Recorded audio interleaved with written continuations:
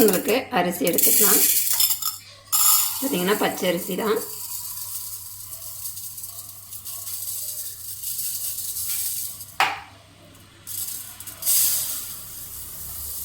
இதெல்லாம் 1 கிளாஸு.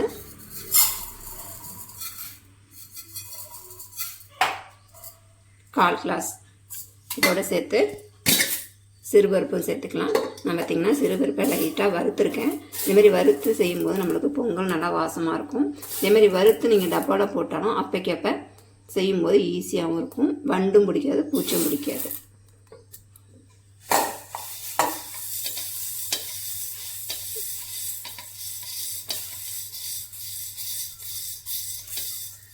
நான் ரெண்டுமே சேர்த்து 2 அரிசியும் பருப்பும் இதெல்லாம் 1.25 கிளாஸ் எடுத்துருக்கேன்.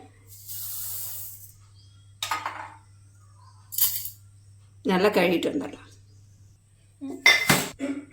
இப்போ தண்ணி சேர்த்துக்கலாம். 1 2 3 1 கிளாஸுக்கு 3 கிளாஸ். அதேமாரி நான் 2 கிளாஸுக்கும் 6 கிளாஸ் தண்ணி ஊற்றி 1.25 கிளாஸுக்கு நான் மொத்தமாக 6 கிளாஸ் தண்ணி ஊற்றிக்கிறேன். பொங்கலுக்கு தேவையான அளவு உப்பு,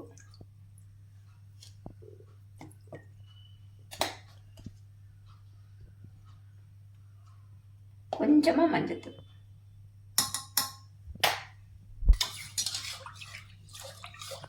நல்லா கலந்துட்டு மூடி போட்டு வேக வச்சுக்கலாம்.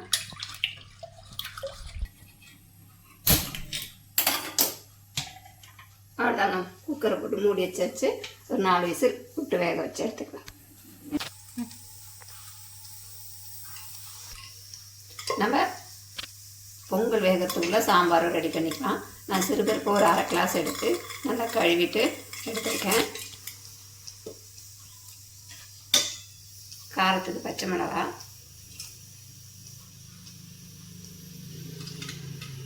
வெங்காயம், தக்காளி, பூண்டு இதையும் இது கூட சேர்த்துக்கலாம்.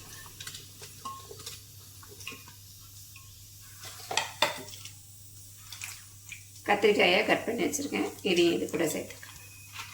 கத்திரிக்காயை கட் பண்ணோன்னா தண்ணியில் போட்டுருங்க, இல்லைன்னா கருத்து போயிடும்.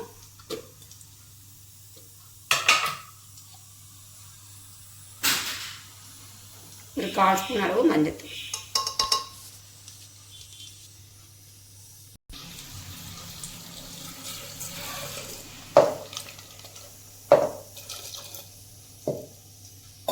தண்ணி ஊற்றியாச்சுங்க. இது மூடி போட்டு ஒரு 2 விசில் இல்லைன்னா 3 விசில் விட்டால் போதும். ஏன்னா சிறுபருப்பு நம்மளுக்கு ஈஸியாக வெந்துடும்.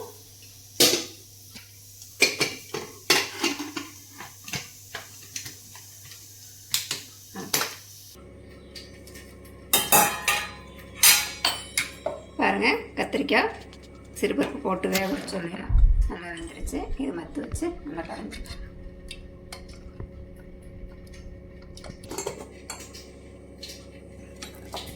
பாருங்கள். நம்ம வேக வச்ச பொங்கலும் நல்லா வெந்துருச்சு. இதுக்கு ஒரு தாளிப்பு கொடுத்துடலாம். ஃபஸ்ட்டு நம்ம சாம்பார் தாளிச்சிக்கலாம்.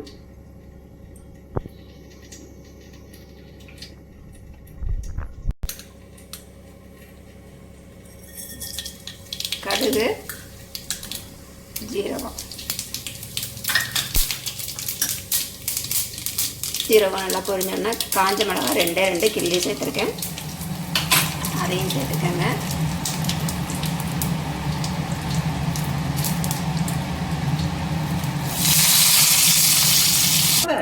ஏன் காஞ்ச மிளகாய்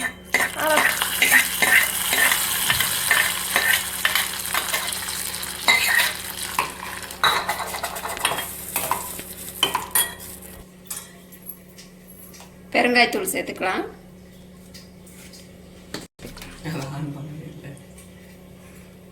குழம்புக்கு தேவையான அளவு உப்பும் சேர்த்துக்கலாம். உங்களுக்கு ரொம்ப திக்காக இருந்தால் கொஞ்சமாக தண்ணி ஊற்றிக்கங்க. கொஞ்சமாக தண்ணி ஊற்றிக்கலாம். சாம்பார் அடுப்பில் கொதிச்சிட்ருக்கு. நம்ம அதுக்குள்ளே பொங்கல் தாளிச்சிக்கலாம். ஏன்னா டைம் ஆகிடுச்சு, அதனால் இன்னொரு அடுப்பில் ரெடி பண்ணிகிட்ருக்கேங்க. நான் 2 ஸ்பூன் நெய்யும் கொஞ்சமாக எண்ணெயும் சேர்த்துக்க போகிறேன். எல்லாமே நெய்யிலேயே செஞ்சோம்னா திகட்டும் இல்லையா, அதனால தான் நான் கொஞ்சம் நெய்யும் கொஞ்சம் எண்ணெயும் சேர்த்துருக்கேன். பார்த்திங்கன்னா நான் மிளகு லைட்டாக வறுத்துட்டு இடித்து வச்சுருக்கேன்.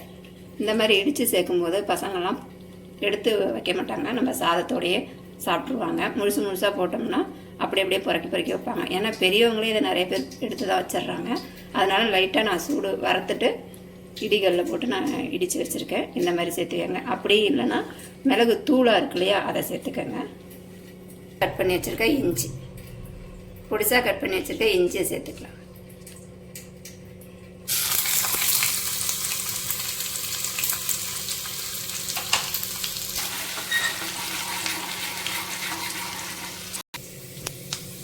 நான் குட்டி குட்டியாக உடைச்சி வச்சுருக்கேன் முந்திரி இதுக்குள்ள சேர்த்துக்கிறேன்.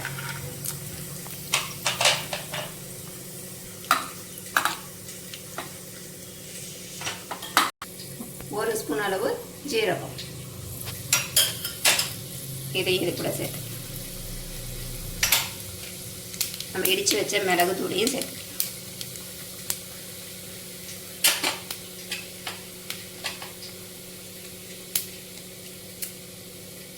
கருவேப்பிலை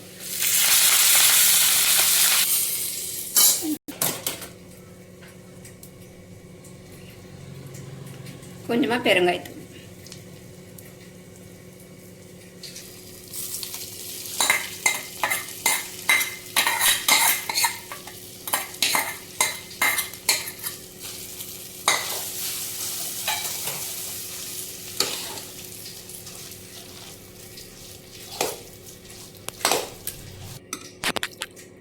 பொங்கல் ரொம்ப உங்களுக்கு திக்காக இருந்ததுன்னா கொஞ்சமாக கொதிக்கிற தண்ணி இதில் ஊற்றுங்க.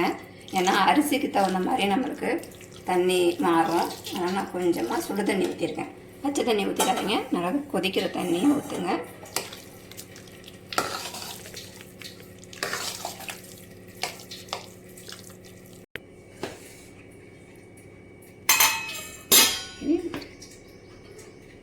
பொங்கலும் ரெடி ஆகிடுச்சுங்க. அவ்வளோதான், பாருங்கள் பொங்கல் ரெடி ஆகிடுச்சு. அதேமாரி சாம்பாரும் ரெடி ஆகிடுச்சு. மேலே கொத்தமல்லி தூவி இறக்குனீங்கன்னா சாம்பாரும் ரெடி. பாருங்கள், ரெண்டும் பார்க்கும்போதே நல்லா அழகாக சுட சுட நல்லா கொதிக்க இருக்குது. சாம்பாரும் பொங்கலும் ரெடி ஆகிடுச்சு. வீடியோ பிடிச்சிருந்தா லைக் பண்ணுங்கள், ஷேர் பண்ணுங்கள், கமெண்ட் பண்ணுங்கள், மறக்காமல் சப்ஸ்கிரைப் பண்ணுங்கள். இன்னொரு வீடியோவில் சந்திப்போம். டாட்டா பாய்.